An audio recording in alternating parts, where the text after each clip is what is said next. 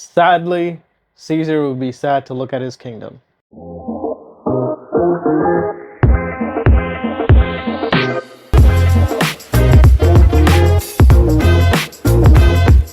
Kingdom of the Planet of the Apes is a sequel to all the Planet of the Apes movies that have come in the past, and now also we're finally a little bit retconning, possibly taking aspects from the other original movies and paying homage in different aspects. But does it live up to the original saga? And I think one of the best trilogies in most of the 2000s for movies that came out, just original films, if you don't, go off Marvel movies and everything else. Kingdom of the Planet of the Apes is a solid movie, but it has a few things. It's a good average film. Now, let's go more into that. First, we'll start off with the story. The story is very simple. I'm not going to go into too many spoilers. It follows the character of Noah. He's a member of his clan. His clan goes through a few different things. You see what happens to the humans. They have this other ape villain, and they go through the story progressing, and it's an interesting story. It's intriguing, but where it falters is first you're looking at all these Easter eggs to the original movies, and you're like, oh, that's cool, that's interesting.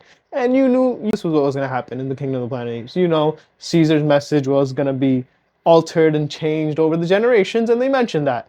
And it makes sense in a certain manner. You can see how apes are becoming more like humans, and you're also seeing the human side. The human side of the story is very interesting because it's a 50-50. They're skipping some aspects that you were like, oh, okay, that's fast-paced for the story of the humans, but also at the same time, it's like, I can see where you're going, but it seems like a lot of setup.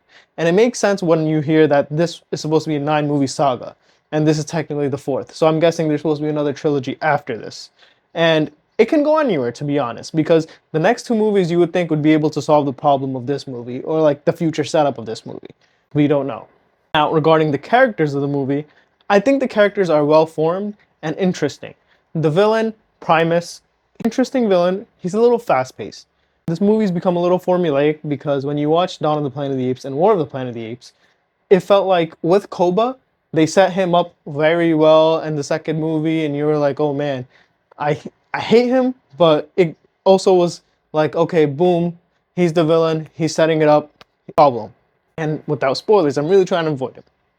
This movie kind of is throwing things at you. It's straight up, here's your villain, here's why, this is why they need to take him down. You see it, but it's like, it's a little too fast and a little too, I think, similar to Dawn of the Planet of the Apes. You're actually rooting for Noah. Noah's character is a really interesting one. I enjoy it, and they're really making these human parallels. And you're like, okay, that's very nice. You have the side characters, you care for them, and you can start feeling, okay, by the 3rd movie, by the 2nd movie, I really will care for these characters. Hopefully they portray them in the right way, and their adventures are continuing in the right way. I just hope there's not too much of a gap like Rise, Dawn, because for these movies, I can see the gap happening, but I don't want it to ruin the character story arc of where it's transitioning, where it goes from, no spoilers, but let's say we have a king in this movie. I don't want him to be emperor of the world or dead in the next movie. I feel like that's how fast-paced these movies are kind of going in this one single movie, where it's like it's jumping time things and it's jumping certain explanations for humans, for apes, mainly for humans.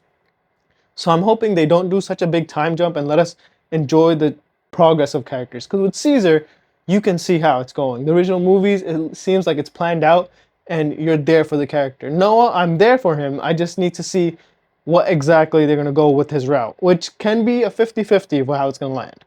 So when it comes to characters, Noah, the main character, is very good, but the villain for this one is, I'm going to say, average. So that's what kind of leans into how you would expect this movie, because a villain's one of the most biggest aspects.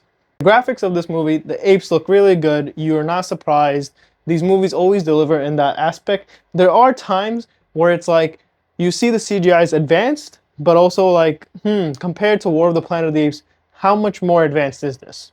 So overall for this movie, without going through too many spoilers, I feel like this movie actually is sadly more of a watch from home. It's nice to see the graphics on the big screen, so definitely, if you have the time, go for it. It'll be a fun watch, but I'm going to give this movie a 7 out of 10. And because of that, I'm going to say it's a fun story, it's an average story. It's nothing new. They don't really do too much. It seems a little too similar to the older movies. It has nice throwbacks to the Caesar. If you love those movies, you're gonna love it, but more of a like, I would actually say. So you tell me what you thought about this movie. Was it better than average for you, or some people say it's worse? What do you think? Does this live up to the Planet of the Apes saga, and does it make you hyped to see the future movies? Because that's the biggest goal for these, right? 9 movies. Will we be tied by number 5? Thank you for watching. Like, follow, and subscribe, and appreciate you. No!